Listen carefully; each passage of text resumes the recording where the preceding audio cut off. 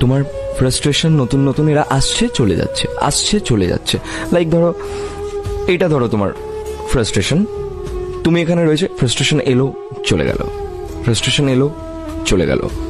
তো লাইফের প্রত্যেক কটা স্টেজে আমরা নতুন নতুন ডিপ্রেশন ফেস করব, প্রত্যেক কটা স্টেজে নতুন নতুন ফ্রাস্ট্রেশনকে ফেস করব। It is so normal.